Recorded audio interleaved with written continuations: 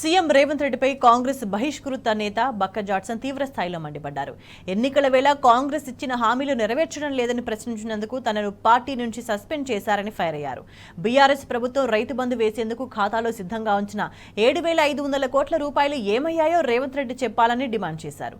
ప్రజా దర్బారాన్ని మొదట్లో హడావిడి చేసిన సీఎం మంత్రులు ఇప్పుడు అటువైపు వెళ్లడం లేదని నిప్పులు చెరిగారు. ప్రజలను ఇబ్బందులు పెట్టే పదవులు ఎందుకంటూ రేవంత్ రెడ్డిని ప్రశ్నించారు. 89 నుండి కాంగ్రెస్ పార్టీ నియమ నిబంధనలకు కట్టుబడి కార్యకర్తగానే పనిచేయడం జరిగింది.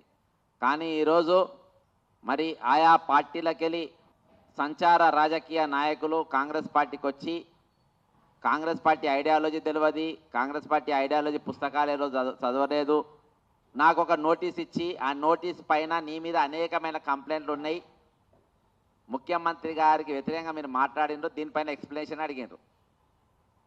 అడిగితే నేను ఆ కంప్లైంట్ లేదో దాని గురించి నాకు వివరంగా తెలపండి, నేను ఎక్కడెక్కడ క్రమశిక్షణ తప్పి నాకు తెలిపండి అని అంటే ఇది మాకు నచ్చలేదు కాబట్టి నేను సస్పెండ్ చేస్తున్నామని చెప్పేసి నేను సస్పెండ్ చేయడం జరిగింది. పరువు పోతుందని ఒక 6 పథకాలు తీసుకొచ్చారు.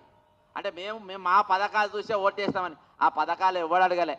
మాకు ఉచిత కరెంటు కావాలని చెప్పి ఎవడు పోయి అడగలేదు, మాకు ఫ్రీ బస్సులు కావాలని ఎవడు పోయి అడగలేదు. మేనిఫెస్టో కమిటీ దగ్గర పోయింది అంటే ఖాళీలు నింపమన్నారు, మెగా డిఎస్సి నింపమన్నారు, 2008 క్వాలిఫైడ్ టీచర్స్ పోస్టులు ఏవైతే కోర్టు క్లియరెన్స్ ఇచ్చిందో దాని గురించి వాళ్ళు అడిగినారు. కానీ ఉచిత పథకాలు ఇవ్వాలి అడగలే, నువ్వే ఇస్తా అన్నావు, ఇయ్యాల దాకా నువ్వు ఇయ్యలే. కేసీఆర్ 2 రోజుల ఎన్నికల ముందు అందరి అకౌంట్లకు రైతు బంధు పైసలు వేద్దామనుకున్నప్పుడు ఎలక్షన్ కమిషన్ అప్పుడు 7,000 కోట్ల రూపాయలు ఆపింది అకౌంట్లలో పడకుండా. మరి ఎన్నికలు కాగానే పెద్దలు పూజ్యులు ముఖ్యమంత్రి శ్రీమాన్ రేవంత్ రెడ్డి గారు ముఖ్యమంత్రి అయిన తర్వాత 7,000 కోట్లు నీ అకౌంట్లో ఉండాలి.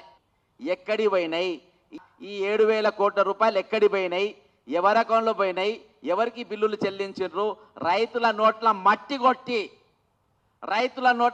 కొట్టి ఏ కార్పొరేట్ కంపెనీ నోట్ల మీరు ఈ పైసలు కుక్కినరో ముఖ్యమంత్రి రేవంత్ రెడ్డి గారు చెప్పాల్సిన అవసరం ఉన్నది. ఈరోజు జీవోలు అనేది పేదల కోసం వెళ్ళాలి. జీవోలు బడాబాబులను బతికియడానికి మీకు వెళ్ళనికి లేదు. నా మీద నీ ప్రతాపం చూపెడుతున్నావు రేవంత్ రెడ్డి గారు. ఈరోజు ఇంతమంది నోర్లు కొట్టుకుంటా, ఇంతమంది బతుకు చేసుకుంటా మనం ఆ కుర్చీలలో ఉంటేంది లేకుంటేంది సార్, మన పదవులు అలంకరిస్తేంది అలంకరించకుంటేంది. కాంగ్రెస్ ప్రభుత్వం మన ప్రజాపాలన అని చెప్పినాం. ప్రజా దర్బార్ అని పెద్ద పేరు ఒకటే రోజు వచ్చేది. ఒకరోజు సీఎం వచ్చిండు, 2వ రోజు మంత్రులు వచ్చిండ్రు, 3వ రోజు ఐఏఎస్ ఆఫీసులు వచ్చిండ్రు. ఇప్పుడు చెప్పరాశీలు తప్ప ఎవరు ఉంటలేడు. అందులో ప్రజాభవన్లా స్వీకరించడానికి ఫారాలు తీసుకోవడానికి చెప్పరాశీలు తప్ప ఎవరు ఉంటలేడు. కడుపు రగలదా ఇది? రేవంత్ రెడ్డి గారు ఏ రోజు కూడా కానీ నీ దగ్గరికి కానీ నీ మంత్రుల దగ్గర కానీ నేను ఒక బయోడేటా తీసుకురాలేదు, ఒక పేపర్ తీసుకురాలేదు, నాకు పదవి ఇమ్మని చెప్పి అడగలేదు, నాకు నౌకరీ ఇమ్మని అడగలేదు, నా పిల్లలకు ఏమన్నా మంచి చేయమని చెప్పి అడగలేదు. ఏ రోజు మేము నేను అడగలే. నేను అడిగిందల్లా మనం ఇచ్చిన మాట పైన నిలబడదామని చెప్పి అడిగినా, అదే నా తప్పు అయిపోయింది.